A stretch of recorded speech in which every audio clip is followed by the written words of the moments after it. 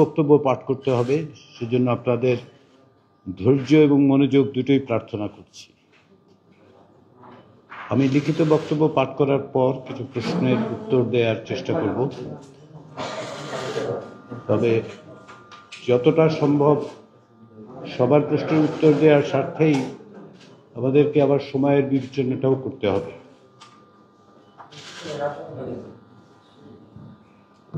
প্রিয় সাংবাদিকবৃন্দ,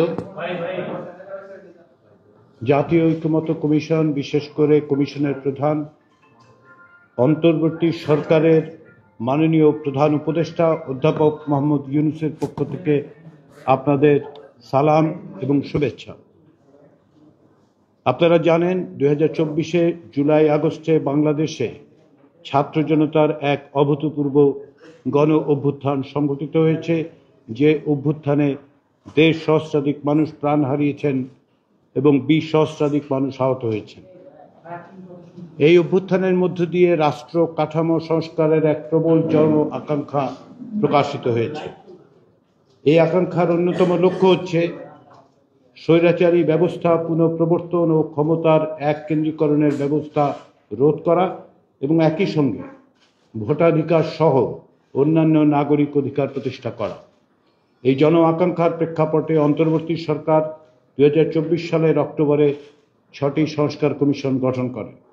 এই কমিশনগুলো 2025 সালের ফেব্রুয়ারি মাসে তাদের সুপারিশ সম্বলিত প্রতিবেদন সরকারের কাছে পেশ করে।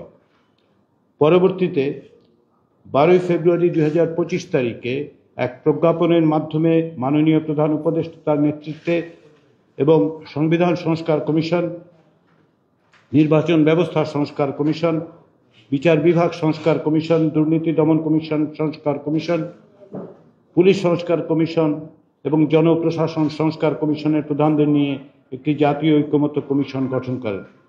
কমিশন 15 ফেব্রুয়ারি থেকে আনুষ্ঠানিকভাবে তার কাজ শুরু করে। এই কমিশনের দায়িত্ব হল রাজনৈতিক দল সহ সংশ্লিষ্ট অংশীজনদের সঙ্গে আলাপ আলোচনার ভিত্তিতে গুরুত্বপূর্ণ কতগুলো সংস্কারের বিষয়ে ঐকমত্য পৌঁছানো এবং একটি জাতীয় সনদ প্রণয়ন করা। জাতীয় ঐক্যমত্য কমিশন 6টি কমিশনের প্রতিবেদনের প্রিন্ট কপি 28 ফেব্রুয়ারির মধ্যে সব রাজনৈতিক দলের কাছে প্রেরণ করে। পরবর্তীতে 5 মার্চ 2025 তারিখে 5টি কমিশনের চূড়ান্ত প্রতিবেদন থেকে গুরুত্বপূর্ণ 166টি সুপারিশ নিয়ে স্প্রেডশিট আকারে 38টি রাজনৈতিক দল ও জোটের কাছে তাদের মতামত প্রেরণের জন্য পাঠানো হয়। 166টি সুপারিশের মধ্যে সংবিধান সংক্রান্ত সুপারিশ ছিল 70টি, নির্বাচন ব্যবস্থা সংস্কার বিষয়ে 27টি, বিচার বিভাগ সংক্রান্ত 23টি, জনপ্রশাসন সংক্রান্ত 26টি এবং দুর্নীতি দমন কমিশন সংশ্লিষ্ট সুপারিশ ছিল 20টি। যেহেতু সরকারের প্রশাসনিক সিদ্ধান্তের মাধ্যমে পুলিশ সংস্কার কমিশনের সুপারিশগুলো বাস্তবায়ন করা সম্ভব এবং এর জন্য সংবিধান সংশোধনের প্রয়োজন হবে না, তাই পুলিশ সংস্কার কমিশনের সুপারিশগুলো স্প্রেডশিটে অন্তর্ভুক্ত করা হয়নি। এছাড়াও এসব কমিশনের যেসব সুপারিশ আইনি এবং প্রশাসনিক ব্যবস্থার মাধ্যমে আশু বাস্তবায়ন করা যায় তার একটি তালিকা সরকারের কাছে কমিশনের পক্ষ থেকে প্রেরণ করা হয়। স্প্রেডশিটে অন্তর্ভুক্ত সুপারিশের ক্ষেত্রে দুটি বিষয়ে মতামত চাওয়া হয়েছে। প্রথমটি হলো সংশ্লিষ্ট সুপারিশের বিষয়ে একমত কিনা। এতে 3টি বিকল্প রাখা হয়েছে, যেগুলো হচ্ছে একমত, একমত নই এবং আংশিকভাবে একমত। এই 3টি বিকল্পের যে কোনো একটিতে টিক চিহ্ন দিয়ে মতামত জানাতে অনুরোধ করা হয়েছিল। এছাড়া সুপারিশগুলোর ব্যাপারে মন্তব্য দেওয়ারও একটি জায়গা রাখা হয়েছিল। স্প্রেডশিট প্রেরণের পর রাজনৈতিক দলগুলোর প্রতি 15 মার্চের মধ্যে মতামত জমা দেওয়ার অনুরোধ জানায় জাতীয় ঐক্যমত্য কমিশন। কিন্তু কিছু রাজনৈতিক দল স্প্রেডশিটে মতামত প্রদানের জন্য সময় বাড়ানোর অনুরোধ জানান। পরবর্তীতে মোট 35টি রাজনৈতিক দল জোটের কাছ থেকে মতামত পাওয়া যায়। কিছু কিছু দল স্প্রেডশিটে মতামত দেওয়ার পাশাপাশি কমিশনগুলোর প্রতিবেদনে উল্লেখিত অন্যান্য সুপারিশের ব্যাপারেও বিস্তারিত মন্তব্য ও বিশ্লেষণ করে। দলগুলির মতামত পাওয়ার পাশাপাশি 20 মার্চ থেকে 19 মে তারিখের পর্যন্ত মোট 33টি রাজনৈতিক দল ও জোটের সঙ্গে 45টি অধিবেশন অনুষ্ঠিত হয়েছে। আলোচনার সুবিধার্থে কয়েকটি দলের সঙ্গে একাধিক দিনও বৈঠক হয়েছে। রাজনৈতিক দলগুলোর সঙ্গে কমিশনের প্রথম পর্বের এই বৈঠকগুলো ছিল অত্যন্ত আন্তরিক এবং সৌহার্দ্যপূর্ণ। আলোচনার সময় বিভিন্ন সংস্কার প্রস্তাবের ব্যাপারে ঐকমত্য প্রতিষ্ঠায় উল্লেখযোগ্য অগ্রগতি সাধিত হয়। আলোচনাকালে অনেকগুলো ক্ষেত্রে রাজনৈতিক দলগুলোর অবস্থান পরিবর্তন হয়। অনেক বিষয়ে দলগুলো নীতি নির্ধারকদের সঙ্গে আলোচনার পর এবং দ্বিতীয় পর্যায়ের আলোচনায় তাদের মতামত জানাবেন বলে আমাদের অবহিত করেন। জাতীয় ঐকমত্য কমিশন থেকে পাঠানো সুপারিশগুলো সম্পর্কে রাজনৈতিক দলগুলোর সঙ্গে আলোচনার মধ্য দিয়ে বেশ কিছু বিষয়ে ঐকমত্য এবং আংশিক ঐকমত্য প্রতিষ্ঠিত হয়েছে। দুর্নীতি দমন কমিশন সংস্কার কমিশনের সবগুলো সুপারিশের পক্ষেই মোটা দাগে রাজনৈতিক দলগুলো নীতিগতভাবে একমত হয়েছে। তার মধ্যে অন্যতম হচ্ছে রাষ্ট্রীয় আইনি ক্ষমতার অপব্যবহার রোধে স্বার্থের দ্বন্দ্ব নিরসন ও প্রতিরোধ সংক্রান্ত আইন প্রণয়নের সুপারিশের বিষয়ে সব দল একমত পোষণ করেছেন। দুদকের স্বাধীনতা, কার্যকারিতা ও গতিশীলতার পাশাপাশি এই প্রতিষ্ঠানের স্বচ্ছতা, নৈতিকতা ও জবাবদিহিতার লক্ষ্যে প্রস্তাবিত সকল সুপারিশমালা সম্পর্কে প্রায় সকল দলই একমত। প্রতিষ্ঠান হিসেবে দুদককে সাংবিধানিক স্বীকৃতি প্রদান করার প্রস্তাবে অধিকাংশ রাজনৈতিক দল একমত পোষণ করেছে। দু একটি দল বিষয় নিয়ে নির্বাচিত সংসদে আলোচনা হতে পারে বলে মত দিয়েছেন। রাজনৈতিক ও নির্বাচনী অর্থায়নের স্বচ্ছতা ও শুদ্ধাচার চর্চা নিশ্চিতের লক্ষ্যে আনিত প্রস্তাবে নীতিগতভাবে বা আংশিকভাবে একমত হয়েছে সবগুলো দল। সেবা প্রদানকারী সকল প্রতিষ্ঠানের সেবা কার্যক্রম ও তথ্য ব্যবস্থাপনা সম্পূর্ণ অটোমেশনের আওতায় আনার প্রস্তাবে সব দল একমত পোষণ করেছে। কর ফাঁকি ও অর্থ পাচার রোধে বাংলাদেশকে রাষ্ট্রীয়ভাবে কমন রিপোর্টিং স্ট্যান্ডার্ড এবং উন্মুক্ত সরকার ব্যবস্থার সহায়ক হিসেবে বাংলাদেশের রাষ্ট্রীয়ভাবে ওপেন গভর্নমেন্ট পার্টনারশিপের পক্ষভুক্ত হওয়ার প্রস্তাবে অধিকাংশ দল একমত পোষণ করেছে। ইউএন কনভেনশন এগেইনস্ট করাপশনের অনুচ্ছেদ 21 অনুসারে বেসরকারি খাতে ঘুষ লেনদেনকে স্বতন্ত্র অপরাধ হিসেবে শাস্তির আওতায় আনার সুপারিশের বিষয়ে সব দল একমত পোষণ করে। বিচার বিভাগ সংস্কার কমিশনের সুপারিশের মধ্যে বেশ কিছু বিষয়ে ঐকমত্য লক্ষণীয়। এর মধ্যে আছে নির্বাহী বিভাগ থেকে বিচার বিভাগকে কার্যকরভাবে পৃথকীকরণের জন্য সুপ্রিম কোর্ট সচিবালয় প্রতিষ্ঠা এবং প্রয়োজনীয় আইন প্রণয়ন করা। এই সুপারিশের ব্যাপারে সব দল নীতিগতভাবে একমত হয়েছে। বিচারকদের চাকুরির নিয়ন্ত্রণ সম্পূর্ণভাবে সুপ্রিম কোর্টের উপর ন্যস্ত করার জন্য সংবিধানের 116 অনুচ্ছেদ ও সংশ্লিষ্ট বিধিমালা সংশোধন করার সুপারিশের বিষয়ে একমত পোষণ করেছে সবগুলো দল। বিচারকদের রাজনৈতিক আনুগত্য প্রদর্শন বা রাজনৈতিক দৃষ্টিভঙ্গি প্রকাশকে অসদাচরণ হিসেবে বিবেচনা করে শৃঙ্খলামূলক ব্যবস্থা গ্রহণের বিধান করার সুপারিশের বিষয়ে সকল দল একমত পোষণ করেছে। সুপ্রিম কোর্ট ইউনিট ও জেলা ইউনিটের সমন্বয়ে একটি স্থায়ী সরকারি অ্যাটর্নি সার্ভিস প্রতিষ্ঠা করার প্রস্তাবে দলগুলো নীতিগতভাবে বা আংশিকভাবে একমত হয়েছে। রাষ্ট্রপতির ক্ষমতা রদ করে আপিল বিভাগের কর্মে প্রবীণতম বিচারককে প্রধান বিচারপতি নিয়োগ করার প্রস্তাবে অধিকাংশ দল নীতিগতভাবে একমত হয়েছে। কোনো দল প্রবীণতম 3 জন বিচারকের মধ্য থেকে একজনকে প্রধান বিচারপতি নিয়োগের প্রস্তাব দিয়েছেন।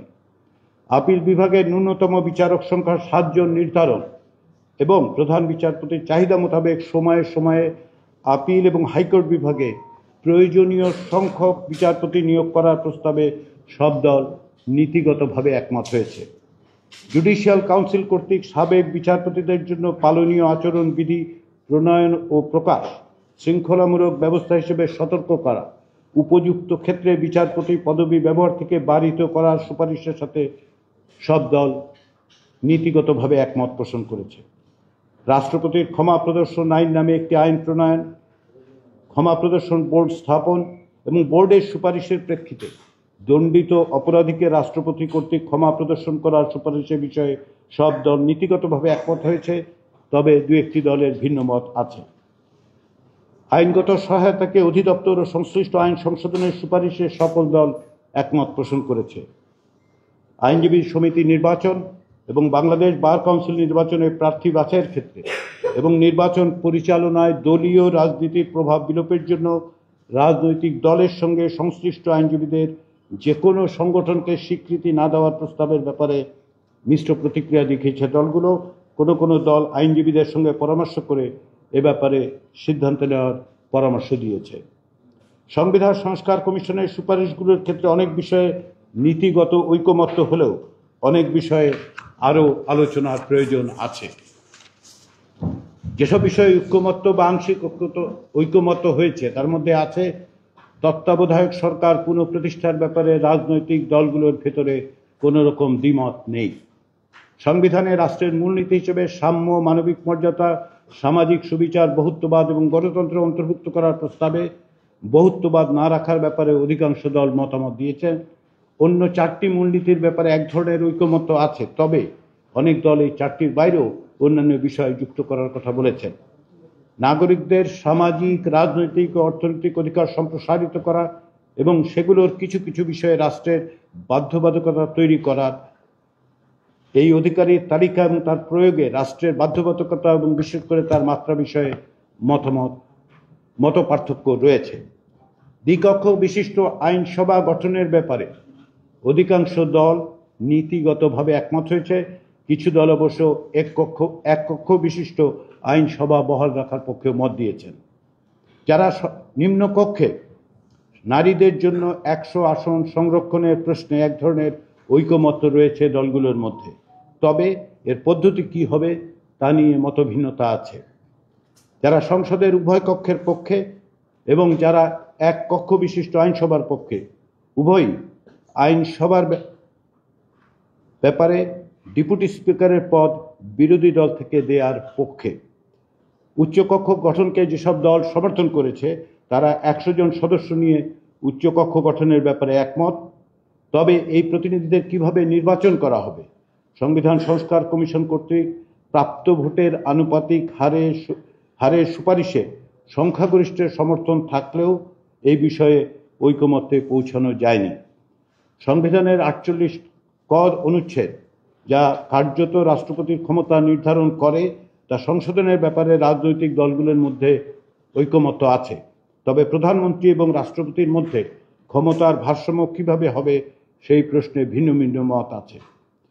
70 অনুচ্ছেদ, অর্থাৎ সংসদে নিজ দলের বিপক্ষে ভোট দেওয়ার ক্ষেত্রে যে বিধান, তা পরিবর্তনের ব্যাপারে ঐকমত্য হলেও কি কি বিষয়ে দলের পক্ষে ভোট দেওয়া বাধ্যতামূলক হবে তার একটি আংশিক তালিকার ব্যাপারে ঐকমত্য হয়েছে।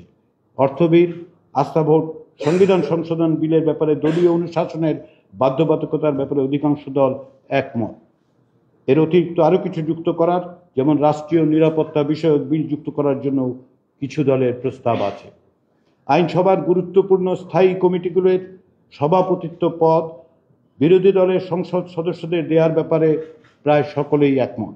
এই মর্মে বিশেষ কয়েকটি কমিটি, যেমন public accounts committee, estimate committee, public undertaking committee, privilege কমিটির সভাপতিত্ব বিরোধী দলের কাছে দেওয়ার বাধ্যবাধকতার আরোপের ব্যাপারটি বিবেচনায় আছে। এই তালিকা থেকে স্পষ্ট বেশ কিছু গুরুত্বপূর্ণ সাংবিধানিক প্রশ্নে এখনও ঐকমত্যে পৌঁছানো যায়নি। এর মধ্যে বিচার বিভাগের বিকেন্দ্রীকরণের কাঠামো, তত্ত্বাবধায়ক সরকারের প্রধান উপদেষ্টা নিয়োগ, তত্ত্বাবধায়ক সরকারের মেয়াদ, জাতীয় সাংবিধানিক কাউন্সিল বা এনসিসি গঠন, একই ব্যক্তি প্রধানমন্ত্রী হিসেবে কতবার নির্বাচিত হতে পারবেন, একজন সংসদ সদস্য কতগুলো পদে থাকতে পারবেন, রাষ্ট্রপতি নির্বাচনের প্রক্রিয়া কি হবে, সংবিধান সংশোধন প্রক্রিয়া কি হবে, এই ধরনের মৌলিক কাঠামোগত গুরুত্বপূর্ণ বিষয়গুলো অমীমাংসিত থেকে গেছে।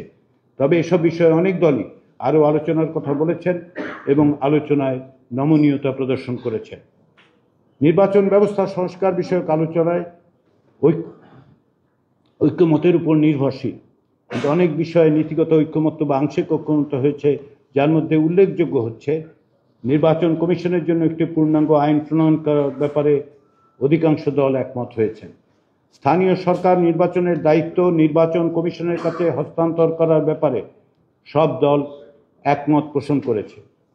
দলনিরপেক্ষ, সৎ, যোগ্য ও সুনাম সম্পন্ন ব্যক্তির রাষ্ট্রপতি হিসেবে নির্বাচিত হওয়ার বিধান করার ব্যাপারে অধিকাংশ দল নীতিগতভাবে একমত হয়েছেন। ভবিষ্যতে সীমানা নির্ধারণের জন্য একটি আলাদা স্বাধীন সীমানা নির্ধারণ কর্তৃপক্ষ গঠন করার ব্যাপারে অধিকাংশ দল নীতিগতভাবে একমত, তবে এ ব্যাপারে মতের ভিন্নতাও আছে। নির্বাচন কমিশনের আইনি, আর্থিক ও প্রশাসনিক প্রস্তাব কোনো মন্ত্রণালয়ের পরিবর্তে সংসদের প্রস্তাবিত উচ্চকক্ষের স্পিকারের নেতৃত্বে একটি সর্বদলীয় সংসদীয় কমিটির নিকট উপস্থাপনের বিধান করার ব্যাপারে মিশ্র প্রতিক্রিয়া দেখিয়েছে দলগুলো। সাংবিধানিক দায়িত্ব পালনে ব্যর্থ হলে কিংবা শপথ ভঙ্গ করলে কমিশনারদের মেয়াদ পরবর্তী সময়ে উত্থাপিত অভিযোগ প্রস্তাবিত সংসদীয় কমিটি তদন্ত করে সুপারিশসমূহ আইনানুগ ব্যবস্থা গ্রহণের জন্য রাষ্ট্রপতির কাছে প্রেরণের বিধান করার ব্যাপারে বেশিরভাগ দল নীতিগতভাবে একমত হয়েছে। নিবন্ধিত রাজনৈতিক দলকে তথ্য অধিকার আইন 2009-এর আওতাভুক্ত করার প্রস্তাবে বেশিরভাগ দল নীতিগতভাবে একমত হয়েছেন। মানবতা বিরোধী অপরাধের সঙ্গে অভিযুক্ত ব্যক্তিদেরকে সংসদ নির্বাচনে অংশগ্রহণ থেকে বারিত করার লক্ষ্যে মানবতা বিরোধী ট্রাইব্যুনাল আইন ও আরপিও সংশোধন করার ব্যাপারে মিশ্র প্রতিক্রিয়া দেখিয়েছে দলগুলো। এর আইনি দিক বিবেচনার জন্য অধিকাংশ দল গুরুত্ব দিয়েছে। জনপ্রশাসন সংস্কার কমিশনের দেওয়া সুপারিশগুলোর ক্ষেত্রে জুলাই গণ অভ্যুত্থানে গণহত্যা ও নিপীড়নের সঙ্গে জড়িত এবং ভোট জালিয়াতি ও দুর্নীতির অভিযোগে অভিযুক্ত কর্মকর্তাদের চিহ্নিতকরণ এবং তাদের বিরুদ্ধে উপযুক্ত পদক্ষেপ গ্রহণের জন্য একটি স্বাধীন তদন্ত কমিশন গঠন করার ব্যাপারে অধিকাংশ দল একমত পোষণ করে। তথ্য অধিকার আইনের সংশোধন করার প্রস্তাবে সব দল একমত। অফিসিয়াল সিক্রেটস অ্যাক্ট 1923 সংশোধন করার প্রস্তাবে সব দল নীতিগতভাবে একমত পোষণ করেছে। বর্তমান পাবলিক সার্ভিস কমিশন পুনর্গঠনের মাধ্যমে 8 সদস্য বিশিষ্ট পৃথক 3টি পাবলিক সার্ভিস কমিশন গঠন করার ব্যাপারে অধিকাংশ দল নীতিগতভাবে একমত পোষণ করেছে। বিভিন্ন মন্ত্রণালয়ের কার্যক্রম পর্যবেক্ষণের জন্য সংসদের স্থায়ী কমিটির মতোই জেলা ও উপজেলা পর্যায়ে বিভিন্ন শ্রেণী পেশার নাগরিকদের সমন্বয়ে একটি করে জেলা নাগরিক কমিটি ও উপজেলা নাগরিক কমিটি গঠন করার ব্যাপারে দলগুলো মিশ্র প্রতিক্রিয়া দেখিয়েছে। সুপ্রিম কোর্টের সাথে পরামর্শক্রমে উপজেলা পর্যায়ে দেওয়ানি ও ফৌজদারি ম্যাজিস্ট্রেট কোর্ট পুনঃস্থাপন করার অধিকাংশ দল নীতিগতভাবে একমত পোষণ করেন। জনপ্রশাসন সংস্কার কার্যক্রম বাস্তবায়নের লক্ষ্যে একটি স্বাধীন ও স্থায়ী জনপ্রশাসন সংস্কার কমিশন গঠন করার প্রস্তাবে অধিকাংশ রাজনৈতিক দল একমত পোষণ করেছে। পৌরসভার চেয়ারম্যান সরাসরি ভোটে নির্বাচিত হওয়ার বিষয়ে একমত পোষণ করেছে অধিকাংশ রাজনৈতিক দল। হিসাব বিভাগ হতে অডিট বিভাগকে আলাদা করার বিষয়ে একমত সব রাজনৈতিক দল। দেশের পুরাতন 4টি বিভাগকে সীমানাকে 4টি প্রদেশে বিভক্ত করে প্রাদেশিক শাসন ব্যবস্থা চালু করা, বিদ্যমান জেলা পরিষদ ব্যবস্থা বাতিল করা, ওয়ার্ড মেম্বারদের ভোটে পৌরসভার চেয়ারম্যান নির্বাচিত হওয়া এবং উপজেলা পরিষদের ভাইস চেয়ারম্যান পদটি বিলুপ্ত করার প্রস্তাবে বেশিরভাগ দল একমত হয়নি। একথা বলার প্রয়োজন যে উপরে উল্লেখিত বিষয়গুলোর বাইরেও আরও অনেক বিষয়ে দলগুলোর মধ্যে ঐক্যমত্য আছে। একইভাবে প্রতিটি সংস্কার কমিশনের সুপারিশের আরও কিছু বিষয়ে মতপার্থক্য আছে। কিছু বিষয় উদাহরণ হিসেবে উল্লেখ করা হয়েছে মাত্র। আমরা পরবর্তী ধাপের আলোচনার শেষে এইসব সুপারিশের ব্যাপারে দলগুলোর চূড়ান্ত অবস্থান জানাতে পারব বলে আশা করি। সংস্কারের ব্যাপারে জাতীয় ঐক্যমত্য প্রতিষ্ঠার লক্ষ্যে আমরা খুব শিগগিরই দ্বিতীয় পর্বের আলোচনা শুরু করার পরিকল্পনা করেছি। দ্বিতীয় পর্বের আলোচনায় এই পর্বে যেসব বিষয়ে ঐক্যমত্য হয়নি এবং দলগুলোর অবস্থান কাছাকাছি সেই সব বিষয়গুলো আলোচিত হবে। রাজনৈতিক দল ছাড়াও সংস্কার প্রস্তাবে নাগরিক সমাজের প্রতিনিধিদের যেমন লেখক, চিন্তক, শিক্ষক এদের সঙ্গে কমিশনের একাধিক দিন আলোচনা অনুষ্ঠিত হয়েছে। আরও আলোচনার পরিকল্পনা আছে। জাতীয় ঐক্যমত্য কমিশন কর্তৃক প্রস্তাবিত সংস্কার সংক্রান্ত সুপারিশগুলোর মধ্য থেকে নির্বাচিত কিছু বিষয়ে জনগণের মতামত জানতে বাংলাদেশ পরিসংখ্যান ব্যুরো অর্থাৎ বিবিএস এর মাধ্যমে একটি জরিপ পরিচালনার ব্যাপারে প্রাথমিকভাবে সিদ্ধান্ত নেওয়া হয়েছে। যে সুপারিশগুলো সম্পর্কে রাজনৈতিক দলের মতামত নেওয়া হয়েছে সেগুলোর মধ্য থেকে অতি গুরুত্বপূর্ণ সুপারিশসমূহ সম্পর্কে জনগণের মতামত নেওয়ার উদ্দেশ্যেই এই জরিপ পরিচালনা করা হবে। আমরা আশা করি রাজনৈতিক দলগুলোর সঙ্গে দ্বিতীয় পর্বের আলোচনার মধ্য দিয়ে জুলাই মাসের মধ্যেই একটি জাতীয় সনদ তৈরি করা সম্ভব। পরিশেষে আমরা মনে করি 5ই আগস্টের গণ অভ্যুত্থানের পর আমাদের সমাজ, রাষ্ট্র, আইন ও নীতি কাঠামোকে নতুন করে সাজানোর এক ঐতিহাসিক সুযোগ। ভবিষ্যৎ প্রজন্মের স্বার্থে আমাদের ভোটাধিকার ও টেকসই গণতান্ত্রিক ব্যবস্থা প্রতিষ্ঠার লক্ষ্যে কতগুলো সুদূর প্রসারী সংস্কার বাস্তবায়নের মাধ্যমে আমাদের পক্ষে জুলাই অভ্যুত্থানের বীর সেনানীদের রক্তের ঋণ স্বীকার করা সম্ভব হবে। আপনাদের সবাইকে ধন্যবাদ। আপনাদের প্রশ্নের আগে আমি একটু আমাদের কমিশনের উপস্থিত সদস্যদের সঙ্গে পরিচয় করিয়ে দিতে চাই। উপস্থিত সদস্যরা এখন তাদের নিজেদের পরিচয় দেবেন। Immigration to Canada. We provide the best quality service and solution for Canada immigration. Please visit our website and contact for details.